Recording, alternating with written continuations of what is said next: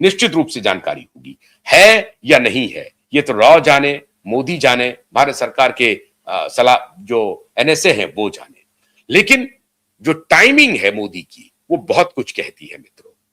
अब ये नजरिया कि स्कॉट बेसेंट का ये कहना कि भारत बहुत बड़ा एक्टर है, तो ये भी हो सकता है कि क्या इजराइल की जो मोदी की ट्रिप है वो अमेरिका की अनुमति के साथ हुआ है? क्योंकि जिस तरह से अमेरिका ने भारत के ऊपर सैंक्शन लगाया, ऐसे में इजराइल की तरफ से न्योता आना, क्योंकि इजराइल और अमेरिका दोनों एक ही सिक्के के दो पहलू हैं, ये मान करके चल गया।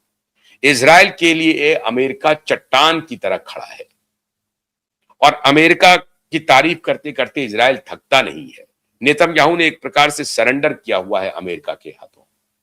तो ये हो नहीं सकता है कि मोदी की यात्रा की जानकारी पहले से या मोदी की यात्रा के लिए इजराइल ने अमेरिका से परमिशन लिया, क्योंकि अमेरिका के प्रेसिडेंट के साथ मोदी की पिछले 3-4 महीने से कोई मुलाकात नहीं हो रही है। फोन टेलीफोन पर बातें हो रही हैं, लेकिन आमने सामने मुलाकात शेड्यूल्ड नहीं हुई है।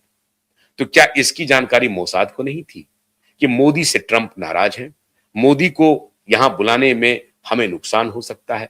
इसका मतलब है कि मोदी की जो इजराइल यात्रा है उसकी जानकारी अमेरिका को थी, बल्कि अमेरिका की इजाजत के साथ ही इजराइल ने मोदी की यात्रा कन्वीन की होगी। अब उसके बाद जब वॉर एस्केलेट कर रहा है तो ऑयल सप्लाई चेन पर परेशानी हो रही है। इसको लेकर के स्कॉट बेसेंट कहते हैं कि भारत चाहे तो रसिया से 30 दिन तक तेल खरीद सकता है। क्यों? क्योंकि भारत के पास दुनिया का one of the biggest and finest refinery है, जो रिफाइन करके तेल को अन्य देशों में सप्लाई चेन को मेंटेन कर सकता है। लेकिन जिस तरीके से स्कॉट बेसेंट कहता है, वो इस बात की गारंटी करता है कि भारत क्या है, क्या औकात है भारत की। जो हम लोग कहते हैं वही करता है। हम लोग कहते हैं कि इजराइल आ जाइए मोदी जी, वो इजराइल आ जाते हैं। हम लोग कहते हैं कि 30 दिन के लिए हमने वेवर हटा लिया है, तेल खरीद लीजिए। हम लोग कहते हैं कि तेल पर खरीदना बंद कीजिए, बंद कर देते हैं। तो कहते हैं कि वो बहुत बड़े अभिनेता हैं। अभिनेता है हमारे काउंटर पार्ट जो है, वो नाटककार है, कलाकार है। जैसा हम कहते हैं वैसा वो कहते हैं। मतलब आप समझिए कि जमूरा है। जमूरा जो कहता है बंदर को, वो ऐसा बंदर नाच रहा है जमूरे के तर्ज पर। एक परिस्थिति तो ये है। दूसरी परिस्थिति, जो दूसरा नजरिया है, एक नजरिया तो ये हुआ कि भाई अमेरिका जैसे चाह रहा वैसे भारत को नचा रहा है। दूसरा नजरिया ये है कि ये जो पागल रिजीम है डोनाल्ड ट्रंप का, जिसने गलतफहमी से अपने को सुपर पावर मान लिया है, तो उसको मानने दो। वो मूर्ख है, वो पागलपना कर रहा है, जिसको तिसको जिसके तिसके खिलाफ वो वॉर छेड़ रहा है। इस मूर्खता से हम नहीं लड़ेंगे। तो ठीक है, अगर वो कह रहा है कि बैन कर दो, बैन कर देते हैं। फिर वो खुद ही कहेगा कि उठा लो, हम उठा लेंगे। तो हम तो चलो व्यापारी दिमाग इसमें लगा दिए। अब जिसको क्रूड शब्दों में कहते हैं बनिया बुद्धि। भारत की जो डिप्लोमेसी है वो बनिया बुद्धि से चल रही है। ना हम ना कहेंगे, ना हम हां कहेंगे, चुपचाप रहेंगे, अपना हित देखते रहेंगे। हमारा हित जहां पर होगा वहां हम कदम बढ़ा देंगे। हम कोई तलवार लेकर के खड़े नहीं हो जाएंगे मारकाट करने के लिए। तो क्षत्रिय गुण अपने को अभी दूर रखना है, और वो ब्राह्मण का भी गुण रखना है कि नहीं नहीं तुमने ये गलत किया है, हम तुम्हारे खिलाफ नहीं, वो भी गुण दूर रखो। हम बनिया बुद्धि लेकर के खड़े हैं। और बनिया बुद्धि क्या है साहब? कि भेद देखो भाई, शांति से रहो, तुम भी व्यापार करो, हम भी व्यापार करते हैं, तुम भी जियो, हमें भी जीने दो। सहअस्तित्व की भावना। कोई मॉरल ग्राउंड नहीं, कोई मॉरल बात नहीं कि नहीं नहीं हम नैतिक बल ले लिए हैं, अब हम इधर से तो उधर जाएंगे नहीं। हमारी नैतिकता यही कहती है कि दोनों आदमी मिलकर के रहो, कोई झगड़ा झंझट मत करो, लड़ाई मत करो, जिसमें तुम्हारा भी फायदा हो, हमारा भी फायदा हो। केवल हमारा नुकसान हो और तुम्हारा फायदा हो, ऐसा भी नहीं होना चाहिए। लेकिन वो भी गिड़गिड़ा करके बोलेंगे, क्योंकि ताकतवर हो ना तुम, तुमसे हम नहीं लड़ पाएंगे। तुम्हारे पास आर्थिक शक्ति है, तुम हमें कुछ भी कर सकते हो, और सामरिक शक्ति भी है, तो हर तरह से तुम हमको डरा सकते हो। तो हम तुमसे प्यार से बात करेंगे, प्यार से निगोशिएट करेंगे। जहां जरूरत पड़ेगी मौन रखने का, तो लंबे समय तक मौन रख लेंगे, 2-3 महीना मौन रख लेंगे। अब उस मौन का फल यह है कि उनको कहना पड़ा कि इंडियंस आर ग्रेट एक्टर। देखो साहब, मेरे आदेश को हूबहू मानता है, जो हम लोग फरमान सुनाते हैं फौरन मान लेता है सारा। मुकेश अंबानी जी फौरन मान लिए, हाँ नहीं हम नहीं तेल खरीदेंगे साहब। क्यों? क्योंकि मुकेश अंबानी ही खरीद रहे थे 40%, भारत सरकार तो 1% खरीद रही थी, तो सारा प्राइवेट ही खरीदा जा रहा था। तो कहा कि नहीं रसिया के जो तेल है वो खरीद सकते हैं। अब जब रसिया के तेल खरीदने के लिए बात हुई तो पहले मना कर दिया, अब खरीद रहे हैं, तो दोनों में विन विन। रसिया को भारत ने कहा कि थोड़ा ठंडा रखिए थोड़ा दिमाग को, ये पागल आदमी है, ये 500%, 1000%, पता नहीं क्या क्या कितना परसेंट बढ़ा देगा टैरिफ, तो आप धैर्य रखिए, ये खुद ही हमें बोलेगा कि खरीद लीजिए। आज वही बात हुई, धैर्य काम आ गया, रसिया ने भी धैर्य रखा, कोई बयानबाजी नहीं की, और रसिया से भारत अपना डिफेंस डील करता रहा। अब डिफेंस डील में तो उनकी नहीं चलेगी भैया, तो तेल के बारे में कह रहे तो तेल हमने खरीद लिया, डिफेंस डील उनके साथ हमने जारी रखा। तो बातचीत के टेबल पर बनिया बुद्धि लगा करके भारत की जो डिप्लोमेसी है वो आगे बढ़ रही है, बढ़ी है। इससे नुकसान भी है, क्योंकि आपकी जो वो शेर और सवा शेर और विश्व गुरु, ये सब नैरेटिव आपने तिलांजलि में कर दिया, आपने उसको समुद्र में गिरा दिया। ये मान के चलिए, लगा दिया हमने बनिया बुद्धि। वो कोई क्षत्रिय का बुद्धि नहीं है, कोई ब्राह्मण का बुद्धि नहीं है, कोई और दूसरा बुद्धि नहीं है, कोई बुद्धि नहीं है, बढ़िया बुद्धि लग गया है साहब, उसी से काम चलेगा। अब उसका नुकसान ये हो रहा है कि स्कॉट बेसेंट आपको दो कौड़ी का समझ रहा है, इसीलिए आपकी आलोचना कर रहा है, कह रहा है they are very good actors. लेकिन इसका दूरगामी लाभ ये है मित्रों कि हम ईरान की तरह या सऊदी की तरह बेवकूफाना हरकत नहीं कर रहे हैं, या इराक की तरह बेवकूफाना हरकत नहीं कर रहे हैं। मिल समझ करके बूझ करके पहले अपनी ताकत को बढ़ा रहे हैं, इन्हांस कर रहे हैं।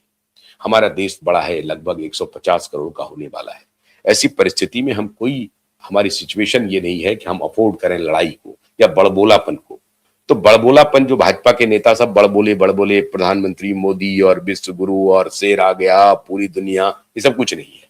ये आपके बाजार की ताकत है, हमारा जो पॉपुलेशन है उसका बोनांजा है। उस शेर की तरफ नहीं चल रहे हैं हमारे प्रधानमंत्री, ये गलत फहमी से उतार दीजिए।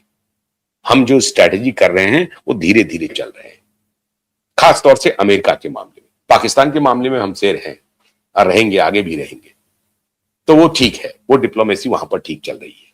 लेकिन इसमें जिस डिप्लोमेसी से, जिस जियोपॉलिटिकल एक्यूमेन से काम कर रही है सरकार, इसमें कोई शक नहीं है बढ़िया काम कर रही है।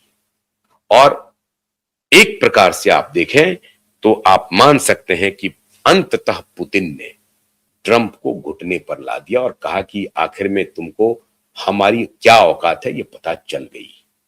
आज तुम भारत को कह रहे हो कि रसिया से तेल खरीदो, खरीदना पड़ गया ना, तो ये स्थिति भी तुम्ही ने पैदा की है। वो तो बेचारा तुमने मना कर दिया, वो मना हो गया था, लेकिन ये स्थिति तुमने पैदा की है और तुमको ही आज कहना पड़ रहा है कि नहीं, भारत को तेल खरीदने के लिए इजाजत देना पड़ेगा, क्योंकि अगर उसके पास तेल नहीं आएगा तो पूरी दुनिया में ऑयल सप्लाई रुक जाएगा। वो रिफाइन होकर के आ नहीं सकता, उनके पास कैपेसिटी है। तो उनको हम कह सकते हैं साउथ एशिया में या और अन्य देशों में बड़ी क्राइसिस हो सकती है। तो ऐसी परिस्थिति में अमेरिका ने कहा कि रसिया पर से प्रतिबंध हट गया है 30 दिन के लिए, आप तेल खरीदिए। दोनों नजरिया आपके सामने है। एक नजरिया है कि भारत को अमेरिका नचा रहा है, दूसरा नजरिया है कि नहीं, जब परिस्थिति विपरीत हो तो शांत होकर के, ठंडे दिमाग से सोच करके, समझ करके एक एक कदम लेना चाहिए और अपने हित को सर्वोपरि रख करके बढ़ना चाहिए। मैं समझता हूं जो दूसरा नजरिया है उसी पर हम सबको टिकना चाहिए। नचा तो वो रहा है, इसमें कोई शक नहीं है, लेकिन हमें इस दूसरे नजरियों को अडॉप्ट करना है कि ठीक है, अभी तुमको नचाना है नचाओ, अभी हम तुम्हारे इतने शक्तिशाली नहीं हुए सामरिक रूप से। जिस दिन हम तुम्हारी तरह सामरिक रूप से सशक्त हो जाएंगे तब हम तुम्हें भी नचाएंगे। तो तब तक हमको इंतजार करना पड़ेगा और इसलिए प्रधानमंत्री मोदी जी कह रहे हैं 2047 तक हम विकसित राष्ट्र बन जाएंगे। उसमें उसका सामर्थ्य यह है कि न सिर्फ इकोनॉमी विकसित होगी बल्कि हमारी जो डिफेंस कैपेसिटी, हमारी जो सामरिक शक्ति है, वो भी शायद दुनिया में नंबर 1, 2, 3 पर पहुंच जाएगी। उसकी दिशा में भी हम काम करेंगे। तो तब तक हमें मौन व्रत लेकर के ही अपनी पॉलिटिक्स को इसी बुद्धि से चलते रहना है। ना काहू से दोस्ती, ना काहू से बैर। जिसे आप नेहरूवियन मॉडल में आप नॉन अलाइंड मूवमेंट के सदस्य के रूप में देखते हैं। अब हालांकि वो खत्म हो गया है, ऐसा तो नॉन अलाइनमेंट चल भी नहीं रहा है, लेकिन भारत में विपक्षी विरोध में लगे हुए हैं कि साहब इन्होंने जाकर के इजराइल के संसद में कह दिया कि हमास का जो आपके ऊपर ये कार्रवाई थी वो निस्संस का कार्रवाई थी, ये ठीक नहीं था। तो वो तो उनका राग वो चलता रहेगा। कम से कम मोदी ने इसमें ना काहू से दोस्ती बैर नहीं किया, साथ दिया इजराइल का, साथ दिया इजराइल का। और ये स्टेटमेंट ट्रंप को भी खुश कर रहा होगा, इसीलिए शायद ये लोग बोल रहे हैं कि Indians are very good actor.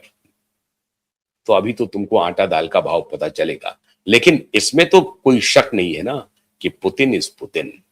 Putin के दरवाजे पर सबको जाना पड़ेगा। आज अमेरिका को जाना पड़ रहा है, लेकिन वाया इंडिया जाना पड़ रहा है।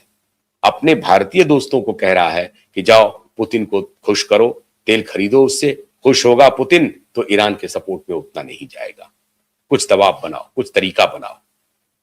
तो डर तो समाया हुआ है ट्रंप को पुतिन का कि इस पूरे प्रकरण में अगर पुतिन ने कोई लाइन ले लिया ईरान के समर्थन में तो फिर वही ताइवान दोहराया जाएगा।